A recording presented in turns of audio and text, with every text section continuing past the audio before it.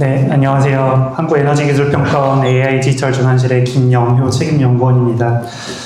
먼저 2026년 1차 신규 공고 과제에 선정되신 것을 진심으로 축하드립니다. 저는 오늘 아이리스 협약 체결과 관련해서 실제 사용 방법에 대해서 말씀드리도록 하겠습니다. 오늘 목차는 협약 전 준비사항, 아이리스 협약 절차, 그리고 기타 유의사항 순으로 진행하겠습니다. 첫 번째로 협약 전 준비사항입니다. 아이리스에서 전자협약을 진행하기 위해서는 공동인증기관에서 발급받은 공동인증서를 반드시 구비하셔야 합니다. 아마 기관에서 다 준비를 하고 계시겠지만 혹시나 연구 책임자 그리고 기관 담당자께서는 한 번 더 확인을 해주시길 부탁드립니다. 아울러 연구 책임자를 포함한 모든 참여 연구자, 기관 대표자, 그리고 기관 담당자께서는 아이리스 회원가입, 국가연구자 번호 발급이 완료되어야 합니다. 물론 접수 시점에 해당 회원가입과 국가연구자 번호 발급을 완료하셨겠지만 신규 참여 연구자 등 변경사항이 있는 경우에 있어서도 미리 준비를 해주시길 부탁드리겠습니다. 두 번째로 실제 아이리스 협약 절차에 대해서 안내드리겠습니다. 협약 절차, 전체 협약 절차는 다음과 같습니다. 연구개발기관에서 협약용 연구개발 계획서와 각종 부속 서류를 전문기관에 제출을 해주셔야 됩니다. 전문기관에서는 각종 서류들을 검토하고 협약서를 생성하게 됩니다. 다시 연구개발기관에서는 각 기관별로 전자서명을 진행해 주시고 전문기관에서 최종 전자서명을 하게 되면 협약 절차가 완료가 됩니다. 관련된 절차는 아이리스 업무포탈 과제 수행 하단의 협약 신청 메뉴를 통해서 모두 진행이 가능합니다. 각 메뉴에 대해서 좀 더 자세히 말씀드리도록 하겠습니다. 첫 번째로 협약용 연구개발계획서 제출 메뉴입니다. 첫 번째 해당 메뉴에 들어오게 되면 계획서 상태가 미작성 상태로 되어 있을 것입니다. 주간 연구 책임자 그리고 주간 실무 담당자께서 하단에 있는 계획서 작성 버튼을 눌러주시면 계획서 상태가 계획서 작성 중으로 변경될 것이고요. 각 기관에서는 이제 접속하셔서 과제 정보를 검토하실 수가 있게 됩니다. 아이리스에서는 여러 가지 탭을 제공하고 있습니다. 기본 정보부터 해서 쭉 검토를 하시고 수정사항이 있는 경우에 수정을 하시고 최종적으로 최종 확인해서 제출을 해주시면 되는데요. 신규 평가 의견이나 조정회의 의견에 따라서 정보 변경이 필요한 경우가 있습니다. 각 탭별로 정보를 수정하여 주시면 되고요. 그 수정되는 내용이 협약 변경에 해당하는 경우에는 협약 전 변경 신청 버튼을 이용해서 진행을 해주시면 되겠습니다. 그 협약 전 변경 내용이 통보성인 경우에는 즉시 변경이 가능하고요. 승인성 항목의 경우는 전문기관의 승인이 필요합니다. 또 참고로 승인성 항목의 변경의 경우는 주간 연구개발기관에서만 신청이 가능합니다. 공동연구개발기관에서는 통보성 항목 중에 연구기관 정보에 한해서만 변경이 가능한 점 참고해 주시기를 부탁드리겠습니다. 협약 전 변경 방법은 기존의 과제를 수행해 보신 분이라면 협약 변경 신청 프로세스와 동일합니다. 가장 먼저 변경 신청 항목들을 작성을 해 주셔야 되고요. 그 다음에 변경하시고자 하는 탭으로 이동하셔서 변경 항목 선택을 누르신 다음에 실제 변경하시고자 하는 내용을 반영해 주시면 되겠습니다. 이제 아이리스에서는 다양한 이제 탭들을 제공을 하고 있는데 각 탭별로 좀 중요하게 제가 검토하셔야 되는 부분 위주로 말씀을 드리도록 하겠습니다. 그 첫 번째 항목, 그 첫 번째 탭이 기본정보 탭입니다. 기본정보에서는 국가연구개발사업 조사분석평가 항목과 저희 애기평에서 설정한 필수 항목들을 입력하도록 되어 있습니다. 아마 과제 접수 시점에 이미 입력을 하셨겠지만 제가 강조해서 말씀드리는 이유는 국가 R&D 통계를 낸다거나 저희 애기평 내부에서도 각종 이제 통계들을 집계할 때 여기 나와 있는 이제 기술 분류들이나 연구개발 단계 그리고 TRL 같은 것들을 많이 활용을 하고 있습니다. 아마 접수 시점에 한번 입력을 하셨겠지만 한 번 더 검토를 부탁드리겠습니다.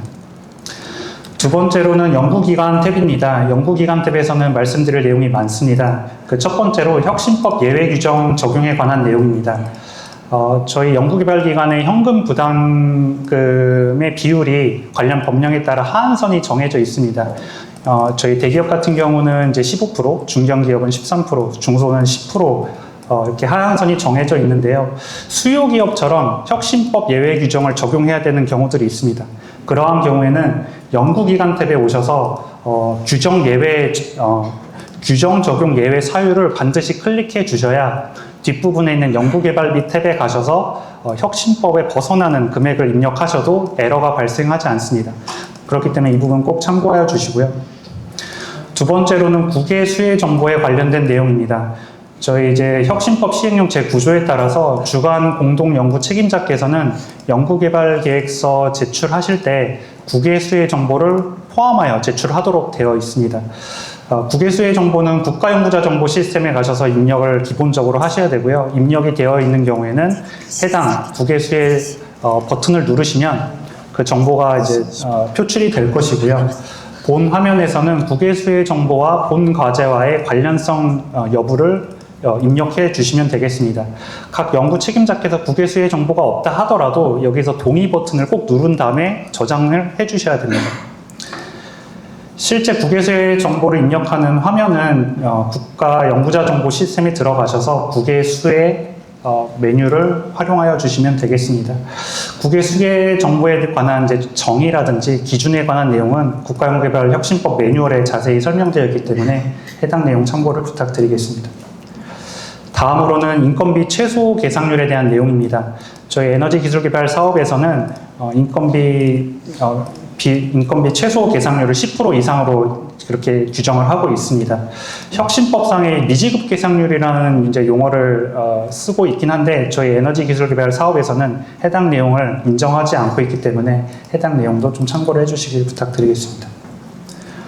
그 다음으로 개인정보 연구윤리 동의에 관한 내용입니다. 협약 전 모든 참여 연구자께서는 개인정보 연구윤리 동의를 필수로 진행을 해주셔야 합니다.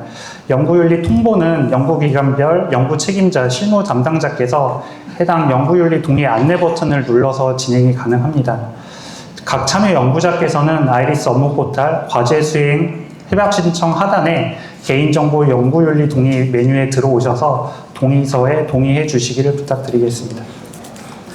그 다음 연구개발비 탭입니다. 저희 평가관리 지침에 따라서 연구개발기관의 현금 부담금 납부 예정일은 연차 종료 3개월 시점까지 입력이 가능합니다.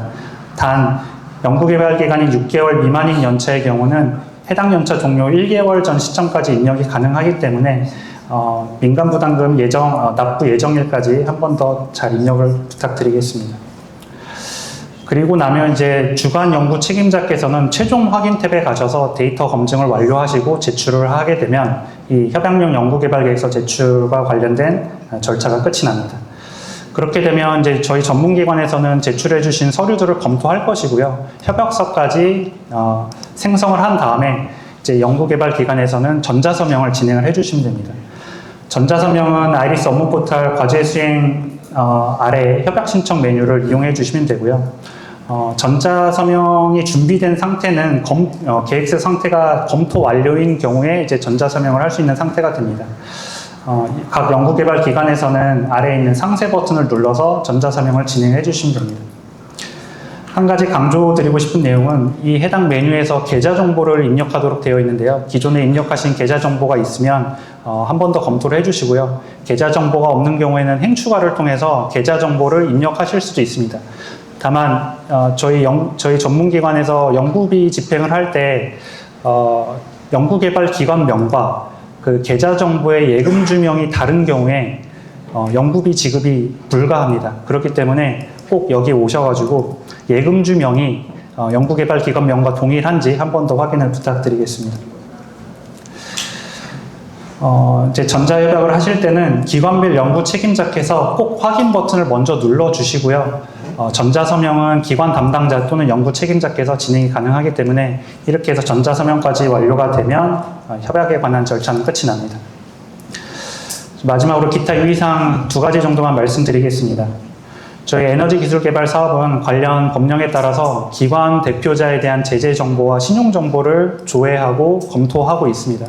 연구개발 계획서 접수 당시에 기관 대표자 정보가 현행화되어 있지 않은 경우에는 꼭 협약 체결 전까지 대표자 정보를 현행화해 주시고요.